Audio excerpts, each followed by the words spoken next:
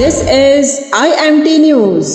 देखती आंखों सुनते कानों, आपको रक्षंदा जाहिद का सलाम। आप देख रहे हैं IMT news from London. Mumbai 21 सितंबर 2025 हज हाउस में ऑल इंडिया मेमन जमात फेडरेशन का 43वां सालाना इजलास और मेमन कन्वेंशन बड़े जोशो खरोश से मुनाकिद हुआ, जिसमें 400 से ज्यादा मेमन जमातों के सरबराहान और हजारों अफराद ने शिरकत की।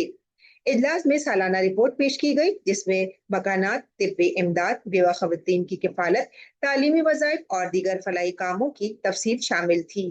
इस मौके पर 13 नुमाया शख्सियात को फख्रे इंसानियत अवार्ड से नवाजा गया, जबकि 6 अफराद को उम्रा पैकेजेस से भी नवाजा गया। उन 10 जमातों को भी असनाद दी गई जहां अभी तक कोई तलाक रिपोर्ट नहीं हुई। खिताबात में समीर सिद्दीकी ने कहा कि आजादी में सबसे बड़ा ताबुन मेमन कम्युनिटी ने दिया था, जबकि इकबाल मेमन ऑफिसर ने कम्युनिटी को तलाक फ्री, तंबाकू फ्री बनाने और तालीम के फरोग का ऐलान किया। उन्होंने तजवीज पेश की कि अगर हर रुकन हर जुम्मे को सिर्फ 100 रुपए खर्च जमा कराए तो माहाना करोड़ों रुपए फलाही मंसूबों पर खर्च किए जा सकते हैं। फेडरेशन ने आइंदा स्कूल्स और कॉलेजेस कायम करने का भी ऐलान किया, जो तमाम मजाहिब के तलबा के लिए खुले होंगे। आइए देखते हैं ये रिपोर्ट।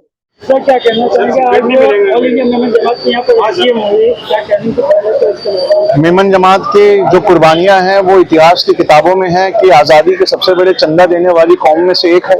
आज हमने पढ़ना छोड़ दिया तो हमारे इतिहास को बदलकर हमें बुलाया जा रहा है। तो आज जो मेमन जमात यहाँ इकट्ठा हुई और तलाक से लेकर एजुकेशन से लेकर बेगुनाह जो जेलों में है, हर मुद्दों पे जो इन्होंने बात की, हम अपने गोल से जब भटक गए तो ऐसे प्रोग्रामों की बड़ी जरूरत पड़ती है कि वो हमें हमारे गोल्स पर वापस ले आए। तो इसलिए मैं बड़ी मुबारकबाद देता हूँ आज के प्रोग्राम में। तो आपने अपनी स्पीच में कहा कि मेमन समाज ने जो ताउन किया था आज़ादी के समय पर, अब्दुल्ला मारफानी साहब ने जितना ताउन किया था, आज वो कई करोड़ों में इसकी गिनती हो रही है, तो इसके बारे में क्या कहते हैं? आजाद हिंद फौज को 1944 में 1 करोड़ 3 लाख रुपया देने वाले मेमन हबीब यूसुफ रजा मारफानी साहब थे, और एल्फाइन स्टोन मिल के मालिक उमर शुबानी ने जिंदगी भर जो गांधी जी चरखे पे और गांधी जी को मानकर जितने इंडियन चरखे पे अपना धागा काटते थे, उसको वो खरीद के अपनी मिलों में उससे कपड़ा बनाते थे, और उस खर्चे से आजादी की लड़ाई चलती थी।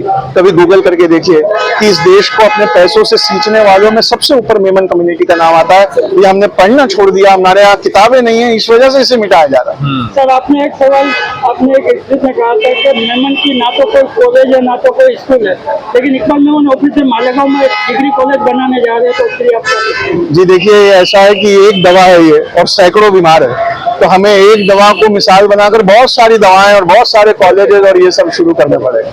तलाक और गुटखा फ्री के बारे में बताया मेमन समाज ने क्या? देखिए, मेमन समाज ने सिर्फ तलाक पे नहीं, आज एक बहुत अच्छी बात ये भी उठी कि शादियां हम बहुत महंगी कर रहे हैं और शादियों में इतनी डाउरी दे रहे हैं और इतना महंगा कर रहे हैं, उसके बाद तलाकों का इतना प्रतिशत। तो ये बताता है कि हमारे रसूल ने जो कहा था कि शादियों को सस्ता करो, वही सही है।